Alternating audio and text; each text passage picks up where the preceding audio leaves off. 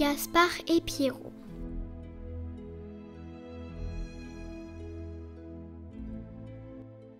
Gaspard était bien connu dans le village de Saint-Léry.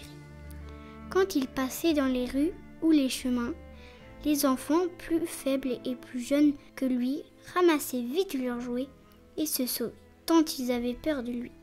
Orphelin depuis plusieurs années, Gaspard vivait avec sa grand-mère, qu'il avait toujours beaucoup trop gâtée. Cette grand-mère, Madame Delmort, avait longtemps soigné une dame infirme, la mère du riche, Monsieur de Saint-Léry. Celui-ci, en récompense, lui avait donné une jolie maisonnette et une petite pension. Quand Gaspard eut 11 ans, Monsieur de Saint-Léry lui proposa de venir travailler en qualité d'aide jardinier. Il ne put refuser, mais sa paresse et ses méchants tours le firent bientôt renvoyer. On essaya alors de l'employer aux travaux de la ferme, mais aucune occupation ne se trouvait au goût de ce paresseux. Il retourna chez sa grand-mère et passa son temps à flâner et à tourmenter les enfants des voisins. Non loin du logis de Madame Delorme vivait une veuve et son fils unique Pierrot. Celui-ci était grand et vigoureux, mais à 14 ans, son esprit était celui d'un enfant de 5 ans. Sa mère travaillait au château et Monsieur de Saint-Léry lui permettait d'amener avec elle Pierrot, auquel elle donnait des douceurs et qu'il l'aimait beaucoup pour sa bonté. Malheureusement, plusieurs méchants enfants prenaient plaisir à tourmenter le pauvre innocent. Gaspard était leur chef et les excitait tant qu'il pouvait. Aussi Pierrot ne craignait-il beaucoup. Un matin, Gaspard flânait par les chemins en compagnie d'un autre voyou, nommé Georges. Il s'écria tout à coup. « Hé Georges, regarde! Voilà l'idiot, il a une casquette neuve. On va s'amuser. »« Où as-tu acheté ta casquette, Pierrot ?» demandèrent les deux garçons. « Elle est bien belle, laisse-nous la regarder. » L'innocent comprit que les gamins méditaient une farce et tenta de passer. Mais Gaspard s'élança et lui arracha sa coiffure. « Rends-la-moi » supplia Pierrot. « Attrape-la » cria Gaspard et il la lança dans la mare voisine. Pierrot tourna autour, mais sans pouvoir l'attraper. « Entre dans la mare » cria Gaspard, qui se tordait de rire. « L'eau n'est pas assez profonde pour te noyer. Va vite avant que ta casquette ne s'enfonce. » Le pauvre innocent était partagé entre la peur d'entrer dans l'eau froide et la crainte de perdre sa casquette. Mais il se décida enfin à aller la chercher. Il avançait au milieu des roseaux quand son pied glissa et il tomba en avant. Il se releva bien vite, mais il était trempé et sa casquette avait été projetée encore plus loin. Il perdit courage et se mit à pleurer. Tout à coup, des pas se firent entendre. « Voici Madame de Saint-Léry !» s'écria Gaspard, surpris et effrayé. Les deux mauvais sujets s'enfuirent aussi vite qu'ils purent. La charitable dame encouragea Pierrot qui réussit à saisir sa casquette et regagna triomphant la rive. « Tu vas venir avec moi au château, lui dit Madame de Saint-Léry. Tu y trouveras la mère et tu te sécheras.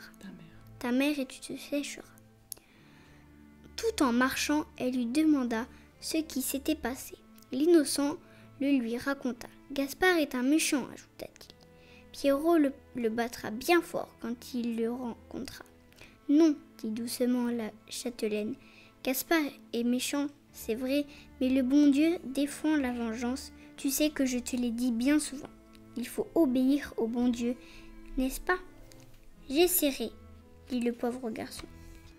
Madame de Saint-Léry se mit à la recherche de Gaspard, lui reprocha sa conduite et essaya de provoquer son repenti par de bonnes paroles.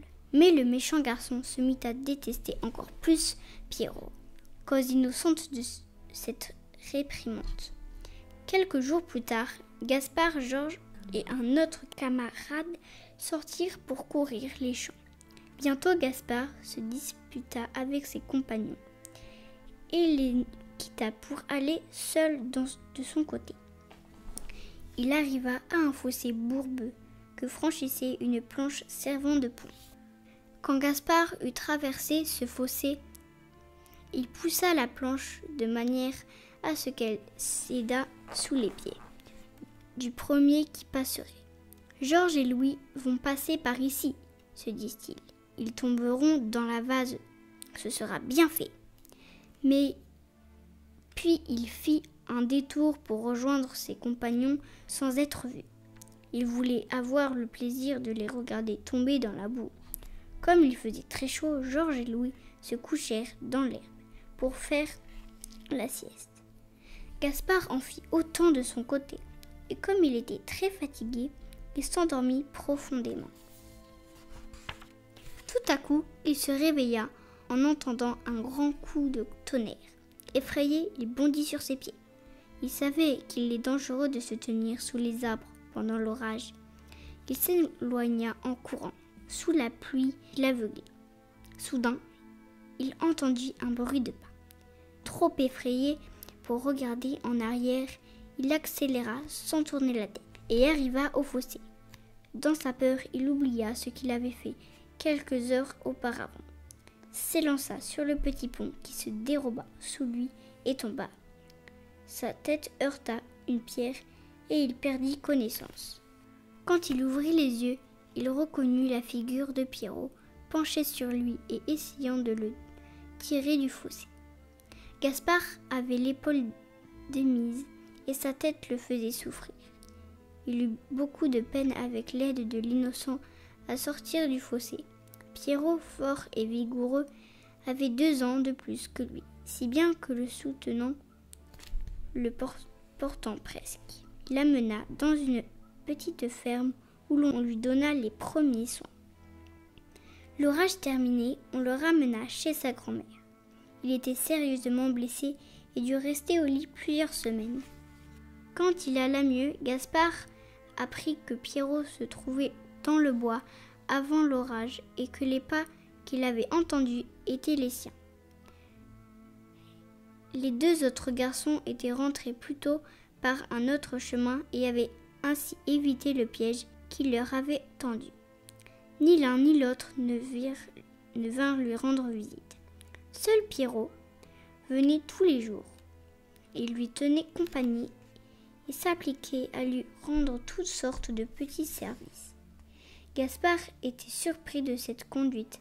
Un jour, il lui demanda : « Je sais bien que j'ai été souvent méchant avec toi, Pierrot, surtout le jour où j'ai jeté ta casquette dans la mare.